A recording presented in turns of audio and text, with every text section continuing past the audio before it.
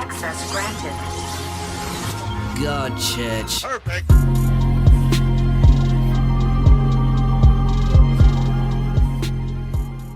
We all love crossovers, especially when they are done right.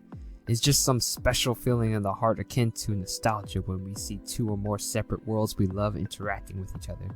Just look at Isekai Quartet, Smash Bros, and the king of crossovers, Kingdom Hearts. Yeah, I said it. These games are massively popular, and there are even more outside of just games, which I will chronicle on this channel, so be sure to sub for that. In this video, I will tell you about how crossovers work in the basic sense and what makes a good crossover. So without further ado, let's get on with it. There are three main types of crossovers: the introverse crossover, the extroverse crossover, and the multiverse crossover. The introverse crossover is when two or more stories cross over with each other, and we know already that they are in the same universe, not through some theory but actually know for a fact. Examples include the Toaru universe, the MCU, and the Skya. They are not as exciting as the other two, but could still be great. MCU in-game being the prime example of it being done to near perfection.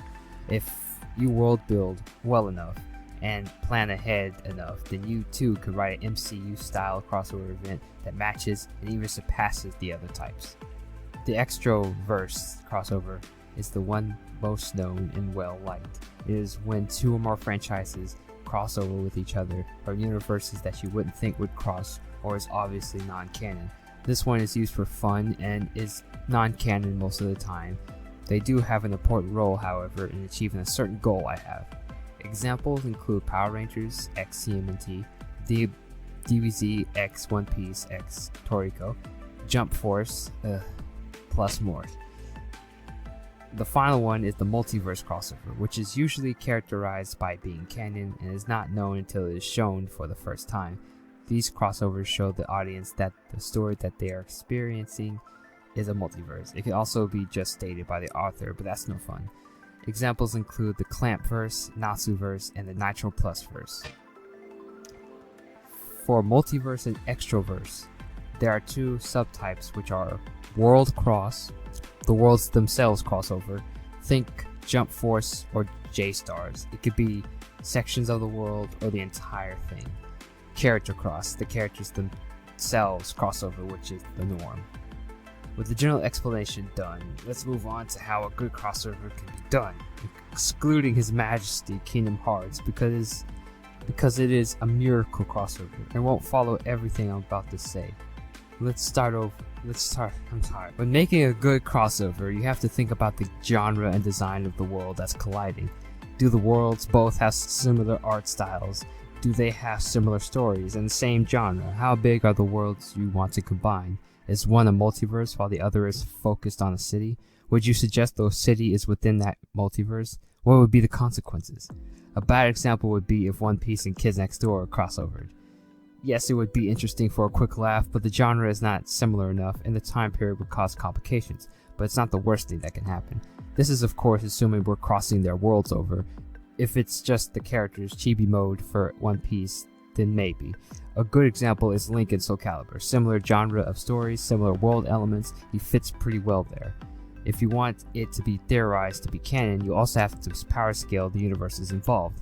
This is why this is not taken seriously. There are ways to explain this away, like the world is messing with everyone's power levels or something like that, but it's best to avoid it or just state that the characters are nerfed.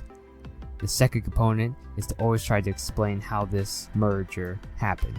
There are many ways to do this, which I will explain in another video. The less speculating the audience has to do, the better. Third one is to not end it without everyone going home unless you're trying to do the multiverse type, comedy, or a longer story. This will prevent any complications down the line if you want the two worlds to cross again. The final one is to not have serious storytelling if you're not going to take it seriously. Jump Force lacked this component. If you're trying to tell an epic story about the characters coming together to fight a threat, then for the love of God, take it seriously and don't have logic thrown out for favoritism or some characters. There might be more components to this that might enhance the crossover even more that I haven't thought of, but I know you might be wondering, why all of this? Isn't the purpose of crossovers just to have wild, stupid fun? Or You might be thinking, don't think about it too hard. To me, it's just the same as, how did John obtain Pyrrhus weapons after the fall of Beacon? I said no bummers. I'm just It's kidding. a cartoon! why settle for less with stories like Jump Force when we have crossovers like Kingdom Hearts and Super Robot Wars? I'm not saying to outlaw crossovers like DBZ X One Piece, but I think more thought should be put into a good amount of them. There are so many ways to make silly crossovers make more sense without taking inherent silliness away. I mean, my god, just look at Isekai Quartet, blending those worlds together to near perfection. You have nothing to lose but so much to gain, including... Oh, I guess that's still a secret, ignore that. Make no mistake, I love crossovers, and that's the reason why I want them to be the best they possibly can be. I hope I'm not the only one that thinks this way. Even if you don't agree, you can use my videos to think about crossovers a bit deeper and judge which ones make sense or if a crossover theory can work. Well, that's all I had to say. Sub for more crossover videos, including a sister video that fleshes these ideas out more. Comment your thoughts, and I'll see you later.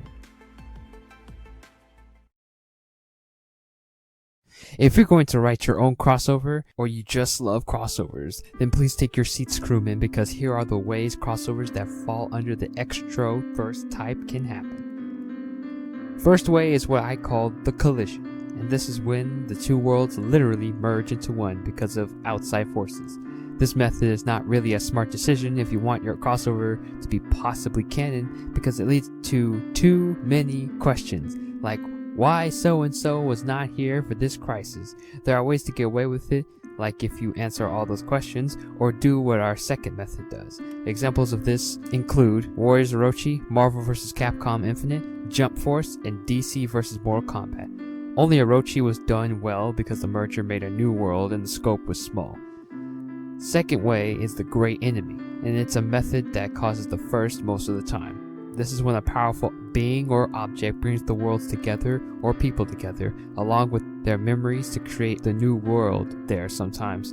This is a good, reliable method which makes the story self-contained, because once the event is done, everything reverts back to normal and the characters have their memories wiped.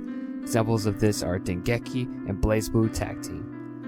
Third is distortion, and it's when space just gets messed up and people get displaced. This could be caused by the Great Enemy, or it could be just a random space mage or natural occurrence. An example is Monster Hunter and The Witcher. The third way is the after party, which is the one used for silly, fun crossovers, which can be best explained by thinking of these events at the tail end of all the stories presented. And this is when everything is peaceful and everyone is connected. Nothing more to say here, I think. Examples are Carnival Phantasm and DBZ X One Piece. The final way that I know of is the dream/copy. This is when the entire event was a dream, or the characters or place was just a copy of the original. Super Smash Bros. is a great example, since the characters are just toys. This could be applied to almost every crossover if you want to see it that way, but I feel like it's a cop-out. But sometimes some stories are just too stupid and we have to concede and say it was all just a dream or a copy. There is another way, but I don't think they'll let me tell you just yet. Well, I think that covers everything. So for more content like this, and comment below if you know a crossover that doesn't fit. See you later.